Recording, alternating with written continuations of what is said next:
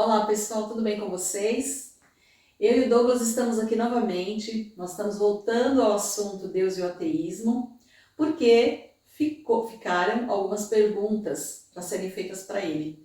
E o vídeo ficou longo, né? Mas mesmo assim ainda ficaram algumas perguntas de fora. Antes de começar o vídeo, eu gostaria que vocês deixasse um comentário, dessem like no canal e se inscrevesse se você está assistindo sem estar inscrito. por favor, porque eu estou precisando de inscritos, tá? Então é isso, hoje é sábado de aleluia, né? Ontem foi sexta-feira santa. Sexta-feira Santa. E amanhã é o domingo de Páscoa. Uhum.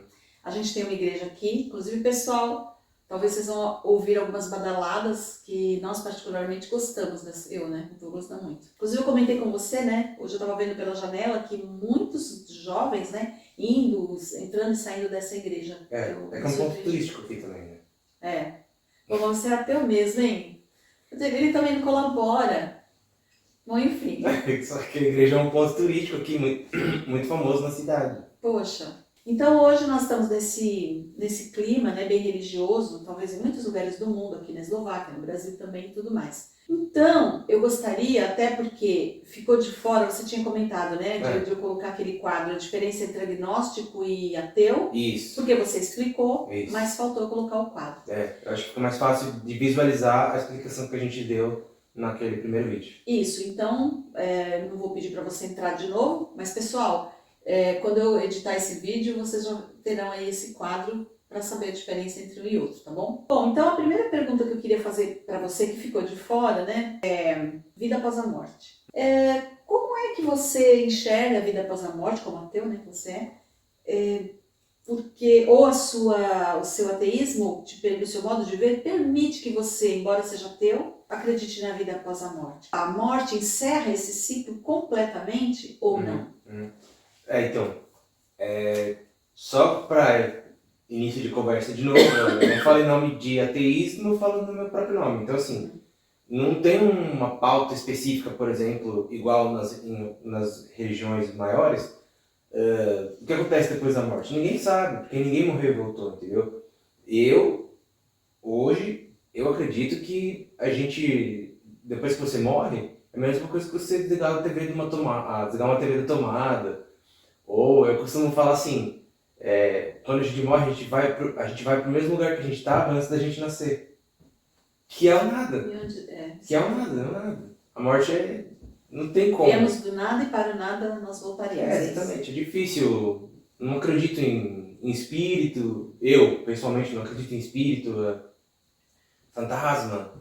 Eu não sei o que acontece depois que a gente morre. Eu acho que é como você desligar uma TV da tomada, assim, é uma explicação a analogia mais próxima que eu consigo dar, assim, do que eu acredito que aconteça. Sua consciência vai se extinguir e você vai parar em lugar nenhum. E é por isso que as pessoas têm medo de morrer, né? É porque a gente não sabe. É por causa da finitude, né? Normalmente quando a gente morre nos sonhos, a gente acorda. Porque o cérebro não sabe o que vem depois, né? A gente tem algumas suposições, tem gente que acha que você reencarna, tem gente que acha que você vai pro céu, vai pro inferno e tal, eu não sei. Você acha que, você acredita na finitude? Morreu, acabou. Morreu, acabou. Acabou, ponto final. Sim. Então você... Minha crença pessoal, né, do que acontece depois da morte, assim. Tá. Também não estou com muita pressa de descobrir. Sim, você é jovem, bastante jovem, né? Então você acredita que só existe essa dimensão, porque você falou em fantasma, em espíritos, porque não é bem só isso, né? Eu também não acredito em fantasma, mas então, para você, então reformulando a pergunta, para você só existe essa dimensão aqui, terrena. Não existe outra dimensão, num plano mais espiritual, além... Não. Metafísico, que eu quero dizer, além da não acredito em nada disso. Tá bom. Uma outra pergunta, eu acho que eu vou ter que colocar o meu óculos, né? Porque, enfim, de um modo geral, as pessoas que creem, elas se sentem confortáveis naquela crença. Minha pergunta é, você se sente confortável na sua falta de crença? Porque, assim, pra mim, tem hora, eu já parei pra pensar nisso, eu falo assim, poxa, a vida de um ateu deve ser uma vida tão sem graça. Eu sei que eu conheço você, sei que a sua vida é super legal, pelo que eu noto. Mas, em geral, eu falo, nossa, a vida de um ateu deve ser muito chata, porque você não acredita no além, numa outra dimensão e tal. Eu queria te entender isso. Isso Eu não consigo entender por que uma pessoa que é descrente, a vida dela seria mais ou menos chata ou interessante. Porque, por exemplo, qualquer religião, você tem os seus compromissos religiosos semanais, por exemplo, ir na igreja todo domingo, ou, Isso. né? Os judeus, eles guardam o sábado, etc. Então, Fazer uma oração, pensamento. é isso, entendeu? Você tem esses compromissos que não podem ser... Você não pode deixar de fazê-los, né? Cumpri-los, senão você vai descumprir com a sua religião. A gente não tem isso, a gente tem mais tempo para fazer outras atividades, né? De maior interesse nosso. Mas eu não consigo entender porque que uma coisa não tem nada a ver com a outra. Você ter crença ou ter descrença não torna a sua vida mais ou menos interessante. Né? Quanto tempo da sua Não, semana... eu estou falando no ponto de vista não interessante, mas no ponto de vista de conforto. É que eu não preciso desse conforto. Eu não preciso. Você se sente super mega autossuficiente. Desse ponto sim, entendeu? Mas também não tem problema com quem se sente confortável dentro da sua própria religião, entendeu? Entendi. Não cabe a mim deixar gostar ou desgostar da religião dos outros, né? Se você está confortável dentro da sua crença, tudo bem, não tem problema nenhum. Como explicar o código genético de DNA, como ele surgiu, para quem acredita que tudo surgiu a partir do Big Bang? Eu sei que tem aquela questão que você falou, que foram ao longo de trilhões de anos, mas enfim, foi o que aconteceu. Como explicar uma coisa tão complexa? O religioso, eles fazem muito apelo à complexidade. Então, assim, justamente esse tipo de coisa. Como você explica algo tão pequeno, tão minucioso assim? Só pode ser Deus. Não é.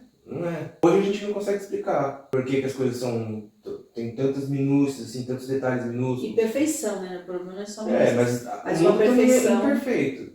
Também existe imperfeição no mundo. Como é que você explicaria as imperfeições? Então quem escreveu o código genético da humanidade deixou uns bugs lá no código? Né? Entendeu? É uma complexidade muito grande, mas é difícil você atribuir a um ser superior porque tem essas anomalias, entendeu? A não ser que se você atribuir a um ser superior, você também tem que aceitar que ele errou algumas vezes, entendeu?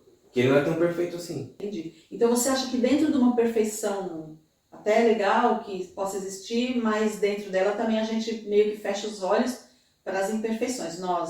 Quem questiona? Né? Quem questiona. Eu já tive uma pergunta parecida, assim. Já li num grupo de discussão, e aí quando as pessoas falam assim, mas essas imperfeições, por exemplo, as próprias doenças, né? Vírus. Por que Deus criou os vírus? Para que Deus, ou um criador, introduziria nesse sistema um vírus que é capaz de matar a própria criação? Para quê? E não só um, porque tem vários vírus, vários fungos, várias bactérias, parasitas, etc., que podem trazer malefício para o ser humano, para outros animais também, entendeu? Mas não é para manter a população mundial, porque as pessoas, enfim, elas têm que morrer, né? Não, mas pode fugir do controle, por exemplo, como aconteceu na Europa, na peste negra. Quando chega nesse ponto, não seria por causa da ação humana? Não. Assim, foi a transmissão natural do vírus, né? O vírus ele é transmitido por vias aéreas, né? Por corrente aérea. Então você espirra, a pessoa entra em contato com o vírus de alguma forma e aí foi se espalhando, entendeu? Não dá pra... Eu não consigo falar que a Terra é uma criação perfeita. Não é perfeita. Tem muita coisa aqui que poderia nos destruir. Assim como, por exemplo... Você acha que mesmo tirando a ação humana, ainda há uma imperfeição? Com certeza. Uma outra pergunta é, como um mundo tão complexo, né, com pensamento individual ou coletivo tão complexo, tão cheio daquelas peculiaridades que a gente conhece, como ele pode ser governado pelo acaso, como acreditam os ateus? Sei. Só é assim, não tem uma explicação. Tudo foi uma grande obra do acaso. Tem pessoas que elas tentam explicar de uma outra forma. Falar, não é Deus, mas a gente está dentro de uma simulação. Já ouviu falar dessa teoria? Não. Que a gente está dentro de uma simulação de computador e tudo que está acontecendo, os meus pensamentos, os seus, são processos que estão rodando dentro do grande, super, hiper, mega computador, tal, que alguma outra raça que alguma outra raça está operando. Igual aqueles joguinhos de gerenciar a cidade e tal, lembra? Então, existe uma teoria, né, para explicar a nossa existência, que é isso, entendeu? E até explicaria algumas coisas, por exemplo, essas falhas que a gente vê, gente nascendo com 3 braços, né, essas coisas assim, seriam bugs na simulação que a gente está vivendo, né? Seriam... Errando porque estão usando como teste. Um bug de computador, entendeu? Ou que nós somos apenas assim como a gente coloca, sei lá, uma folhinha de árvore no microscópio e você vê coisas microscópicas, existe alguma outra civilização que está nos vendo por um microscópio também, entendeu? E nós somos esses seres microscópicos para uma outra civilização que pode existir ou não, entendeu? Mas isso assim, são outras teorias, né, que outras pessoas propõem e elas dão os argumentos dela a favor disso e as pessoas discutem, acreditam ou deixam de acreditar, entendeu? Tudo que você, para responder a sua pergunta, as coisas existem porque existem. Existem porque aconteceu. O que não existe é porque não existe. O que não existe é porque o acaso não criou. Por acaso não aconteceu tal coisa existindo. É porque eu ia te perguntar também sobre a intuição. O que você me diria sobre a intuição? A intuição existe. A intuição a gente tem que seguir. A intuição te salva de muitos E perigos. não tem nada a ver com Deus também. Não tem nada a ver com com divindade, Deus. nada. Não tem. É uma coisa interior. É uma coisa humana, A gente tem, assim como a gente tem os sentidos, né? A gente tem os 5 sentidos, tem o sexto que é a intuição, entendeu? Ela tá ligada, na minha opinião, né? Ela tá ligada com a sua, não inteligência, mas ela não tá ligada com capacidade motor. Esses 5 sentidos tem mais a ver com a tua capacidade motor, espacial, etc. A intuição, ela estaria mais ligada com com a sua inteligência, com o conjunto de experiências que você viveu, que você sabe que se você entrar, não que você sabe, mas você consegue sentir que se você entrar num lugar e o clima tá estranho, você sabe que ali você não vai ter um momento bom ou pode acontecer alguma coisa de errado, a sua intuição te diz para sair fora, entendeu? E aí você segue ela ou não. Normalmente as pessoas costumam seguir e se livram de perigo, né? E é isso. Mas não, eu acredito que não tem nada a ver com nada espiritual. A intuição seria o nosso sexto sentido. Não reconhecido. Tá no pacote. Tá no pacote. Entendi. Legal, né? Exato, é. É muito legal essa questão do sexto sentido, dá uma live inteira. Aí a última pergunta, né, que ficou de fora, e que essa talvez você vai precisar de mais um tempinho, porque eu realmente gostaria que você explorasse. Uhum. Não é mais fácil você acreditar que Deus existe do que criar tudo isso, essa teoria toda do Big Bang, né? Eu sei que vocês não ficam preocupados em explicar, né, essa questão, mas e o Big Bang tudo bem que foi milhares de anos, né, foi se desenvolvendo ao longo desse tempo todo, e aí eu trago aquela questão do crime, né, não querendo comparar mal, com o crime daquela família Pesseguini. E o menino tinha matado os pais e tinha se matado, e a outra teoria, que é a teoria que ainda se explora ainda hoje, que ninguém acreditou na conclusão do inquérito, de que a mãe, que ela tinha denunciado, que ela estava para denunciar os policiais corruptos, milicianos, e que eles teriam bolado e tal. E não, eu como advogada, sabe, eu fui montar o quebra-cabeça. Mas assim, é tão mirabolante, tanta volta. E eu ficava pensando, gente, mas está tão claro, né? E a doutora Rosângela, que você conhece, a doutora Rosângela Monteiro, que é perita, especialista, psicóloga, ela falou isso num programa que eu achei interessante. Ela disse o seguinte: a verdade, ela não costuma ter glamour. E a verdade é simples. Aí você falou que isso vai ao encontro naquela questão da princípio, né? Princípio de Ockham. É um princípio filosófico chamado Navalha de Ockham. Eu sei que você não é profundamente conhecedor, mas eu queria que você falasse sobre isso. Basicamente é um princípio filosófico, né? Eu não sou filósofo, só conheço superficialmente esse princípio de filosofia que diz assim: a verdade ela precisa do mínimo de elementos possíveis para explicar determinada situação que ocorreu, entendeu? Mas nem sempre é o caso, entendeu? Porque nem tudo na vida é assim, é mais fácil você acreditar isso do que aquilo. Por exemplo, alguns crimes. Às vezes fica meio que na cara que foi tal pessoa que cometeu o crime porque ela estava suja de sangue quando a polícia chegou e tal. E aí quando você vai ver, se você analisa mais evidências, você vê que foi outra pessoa que fez, etc. Então, não dá para aplicar esse princípio para tudo. É mais fácil acreditar que foi Deus que fez. Mas se a gente se pendurasse nisso, muito avanço científico teria deixado de acontecer. Então, tudo isso para falar que essa crença do é mais fácil acreditar que foi Deus que fez, é muito limitante. É muito limitante também. Eu acho que é o caminho, apesar que eu continuo acreditando, eu acho uma complexidade enorme, mas eu acho que é essa facilidade de você atribuir a Deus. Embora eu, como cristã, com a visão que eu tenho hoje, né, eu não tenho mais aquela visão. inclusive é uma coisa que eu gostaria de trazer, porque assim, a gente vê as igrejas ainda ensinando assim, católica, evangélica, às vezes até espírita. Não, Deus, espírita não. Mas olha, fique em paz porque Deus vai fazer para você. Você fica sentado aí que Deus vai trazer, teu marido vai parar de beber. E aí, o que acontece? Deus não vai interferir no livre-arbítrio daquele marido, daquele filho. Ah, mas o meu filho fica em paz. Não que eu acho que você não deva ter fé e você não deva buscar. Continuo tendo fé e buscando coisas. Mas eu aprendi a crer num Deus provedor.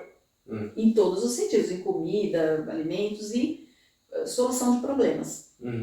Hoje eu acredito num Deus que ele deixou tudo na tua mão.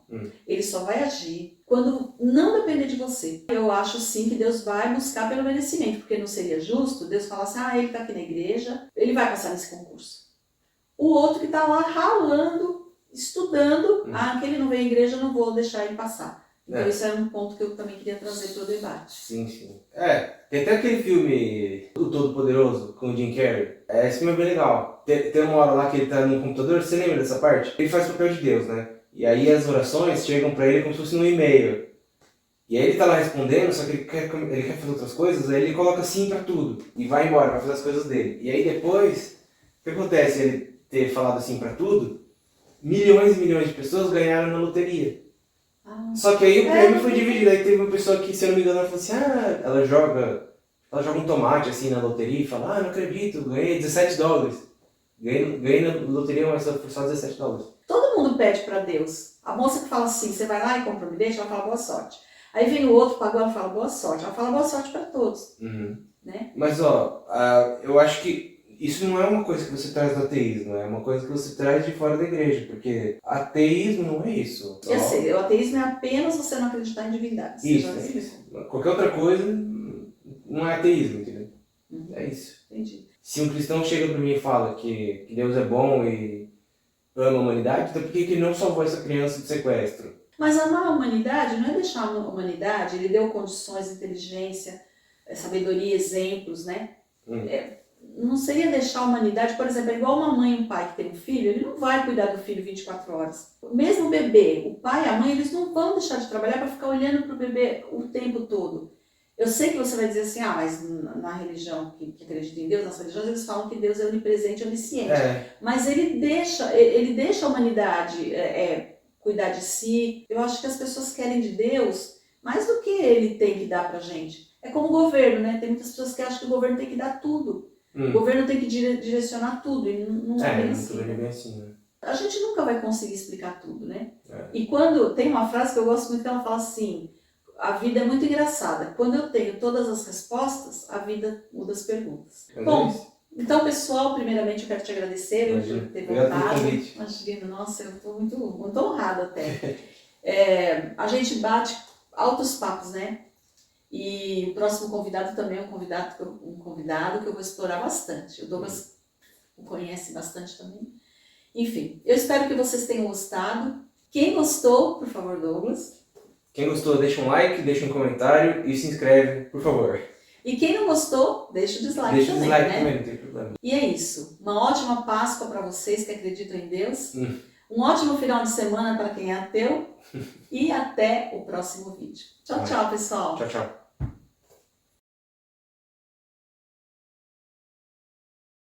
Vamos começar. Vamos começar. E aí, pessoal, tudo bem com vocês? Mais uma vez a gente está voltando. E aí, pessoal, tudo bem com vocês? Peraí, nesse horário eu posso olhar para a câmera ou não? Não, sempre que eu estiver falando com ele, sim. Tá. Por favor. Tá, aqui. Você quer começar? Não, pode começar. Eu não sou bom nisso.